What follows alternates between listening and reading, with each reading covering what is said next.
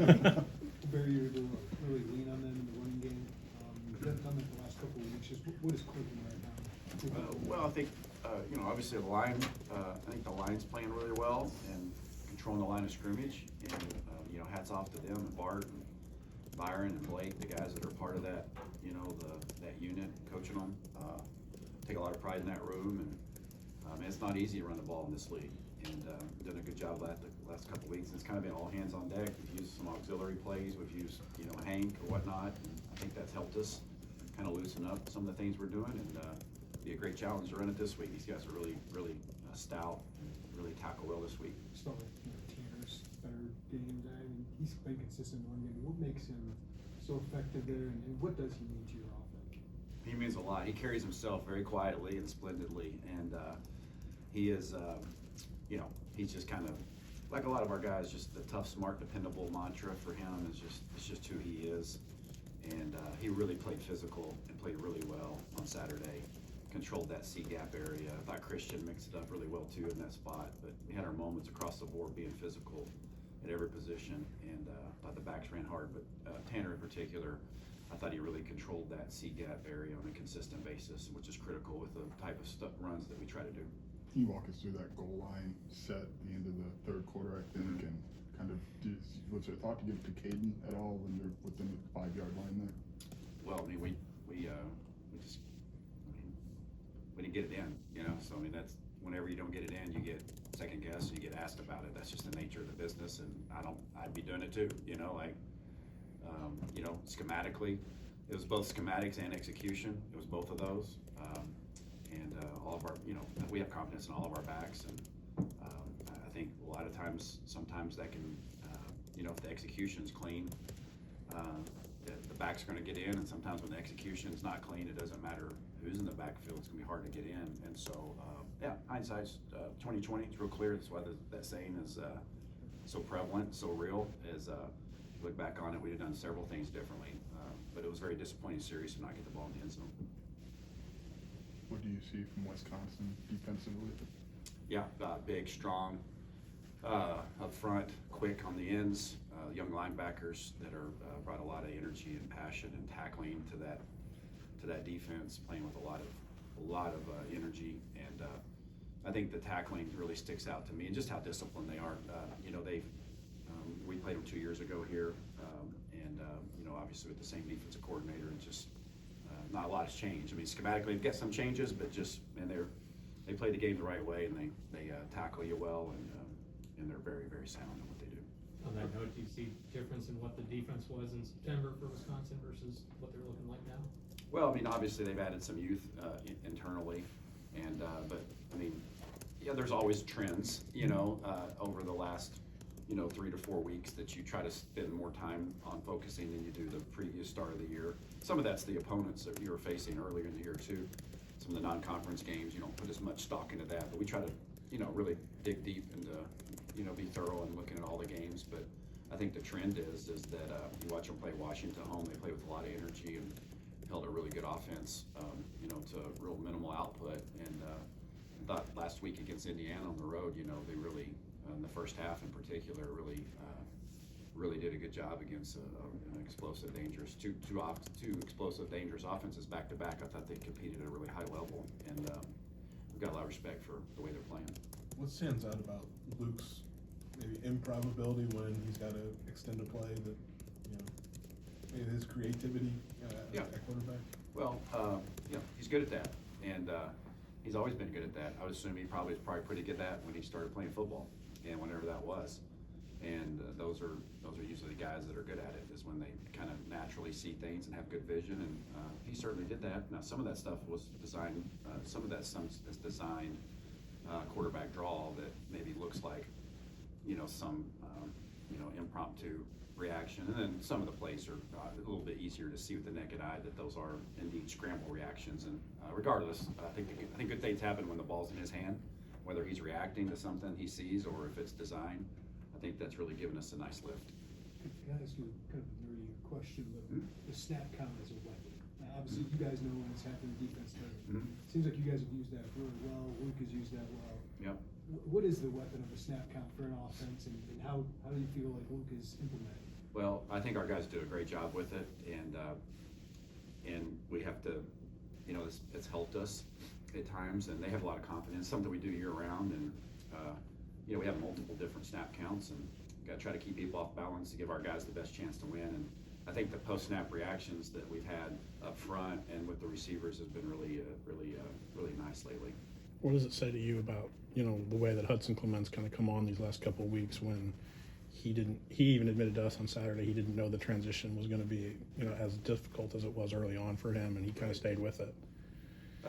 Yeah, I would say, I think we've had several conversations here on Mondays about, and I know I've had a lot of these conversations with the TV crews that we played, you know, that we've done our games on Saturdays. On Friday, they asked me who to be on the lookout for, and beyond the obvious guys that we know that have been consistent, and Hudson has been one of those guys that for weeks now felt like was on the verge of really kind of breaking out because of what we've seen in practice and what, you know, his experience as a player, even though it wasn't here, that translates. I mean, what he did, caught a lot of balls at West Virginia, made a lot of plays at West Virginia, that usually translates. And maybe it didn't early on just because we were just a little off here or there, but he's really kind of come into his own and really gotten comfortable with what we're doing, and I think you know, his natural abilities are starting to be unlocked, and it's a good thing.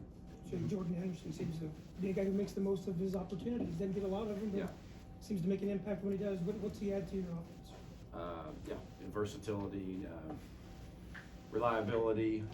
Anything he does when he's in there doesn't surprise me. You know, made a nice run the other day and a little short yardage run, and man, just got a lot of trust in him, and he's earned the right to get out there in the roles that he's in, and so we always try to find, you know, a few different ways to get him involved because he's a unique player. You know, he's got the tight end training right now, but the running back background, and he's super smart, so he's a great asset to our offense.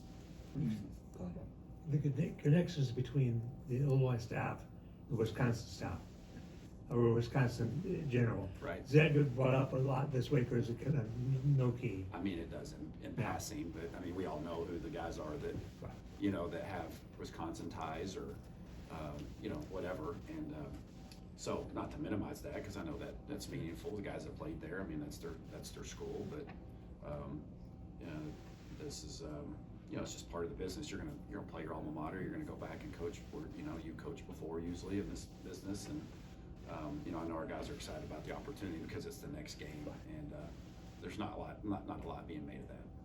What do you remember about calling plays at Camp Randall a few years ago? Like, what's that environment like? And it's a night game this time, so what are you guys kind of expecting? Yeah, well, you'd expect, you know, nighttime always seems a little bit more of a vibrant crowd, and wherever you're at, you know, and that's just the way it works. And you know, we played them, I think, at 11 last time we were over there, and you know, the crowd ended up kind of filling in late.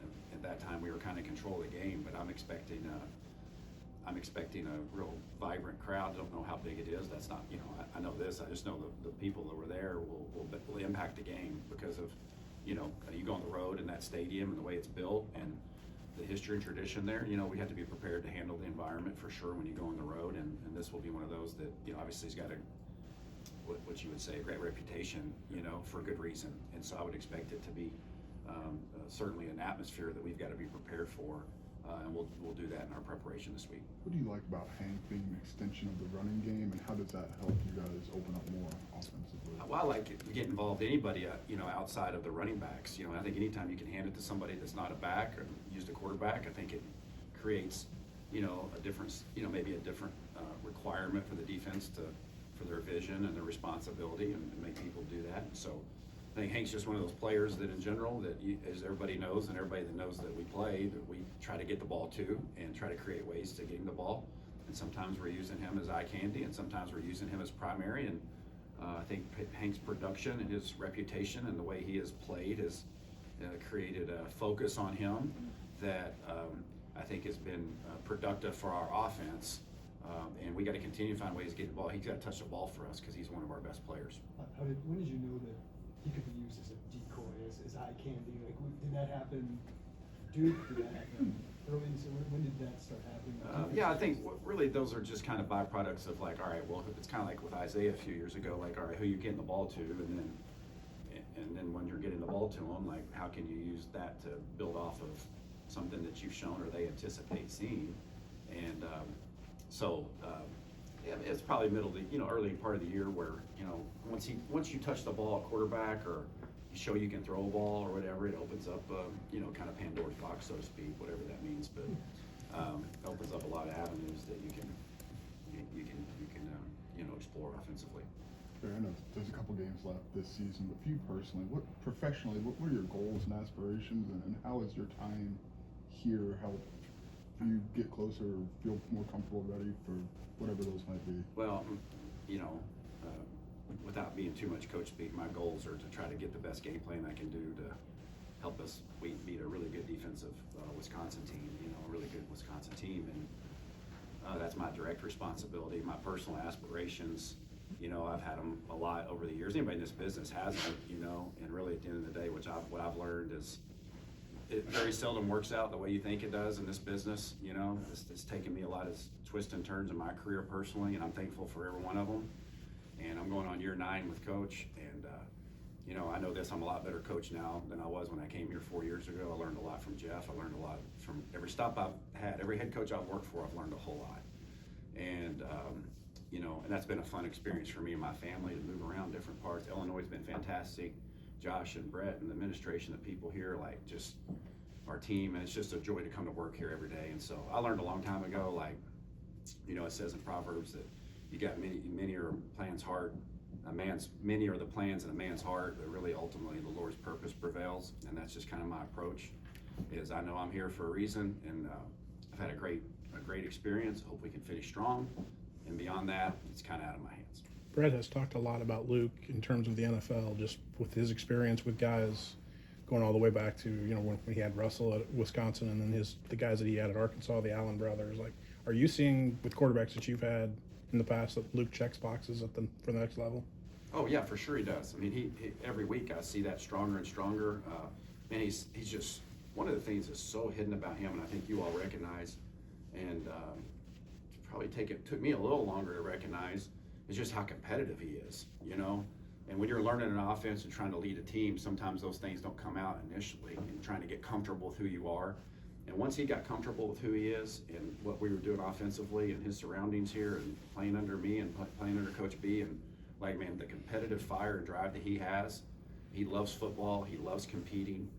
And then he's got all the skill set that, obviously I'm not privy to have played in that league or coached in that league, but obviously we watch enough football to know, man, I think Luke Altmaier belongs there, and he's gonna have to go earn that. I'm confident he'll be given that opportunity, whatever that looks like, who knows, but I know that he's gritty and he's super intelligent, and man, he's athletic and he makes a lot of throws, and he has been one of the main cogs in propelling forward what we've done in the last 2 years, among many others. Sure.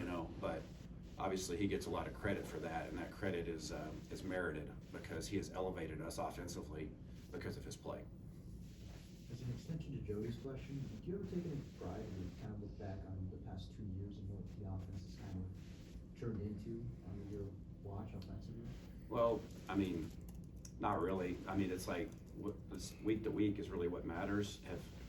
I'm proud of some of the performances. I'm not so proud of others. I mean, like that's my job. Like winning's hard in this league. It's hard in college football. You look around everything, it's hard. And Saturday was kind of a frustrating game for us offensively, even though we had we just couldn't get in a rhythm, and like, man, I just couldn't, to Joey's question, like I had a hard time sleeping because we didn't get in, like what would we do differently? And there's a bunch of things we'd have done differently, collectively. So when we don't execute and we come up short, man, those are the things that drive me. And when we do have a good day, it's hard not to think about what could have been better, and that's probably not a great quality in me, but that's kind of how I'm wired. And usually the reflection takes place when the season's over. I like some of the things we're doing, but man, we're playing a really good defense this week, and it's going to be a great challenge that I know our older guys are up for, and they understand what that feels like. And so I'm rambling on you just a little bit, but yeah, I mean, we've done some good stuff, but ultimately I've said this over and over again, and I really believe this at its core, like our job is to score one more point than the other team, and we were able to do that Saturday against our defense, played lights out. And but that doesn't mean we didn't want more. This doesn't mean we were satisfied with what we did. Appreciate a win, appreciate the win, enjoy the win.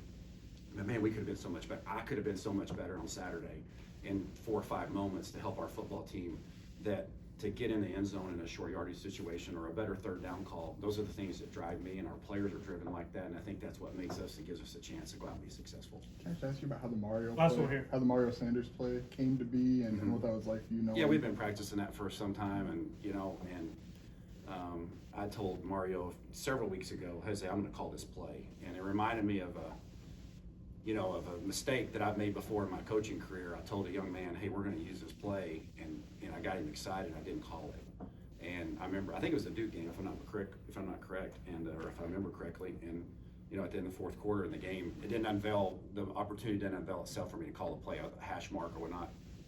And I remember going to Mario and saying, hey, apologize it to him because that's real. You got to be careful when you tell somebody you're going to do something, don't do it. You lose credibility with them, and that stung me. I didn't like that, and so it reminded me of a lesson I learned years ago in coaching about don't tell a kid you're going to put him in the game and do something for him if you're not going to do it. And I did, and so I've kind of had that on the shelf since. And I didn't tell him I was going to call it this game. We practiced it, and wanted to give him an opportunity to. He's one of those guys that's just kind of quietly carries himself. Does everything right, practices really well, doesn't get on the field a whole lot. Had a great fall camp. A great fall camp. And I just wanted to get him a touch, and I thought he took advantage of it and had a really nice move and got us down there in a situation where, listen, you make a play and get us on the 1 yard line. It's my job to get us in, and I didn't do it, but it was good to see him make that play. Thank you, guys. Thanks, Thanks, Barry.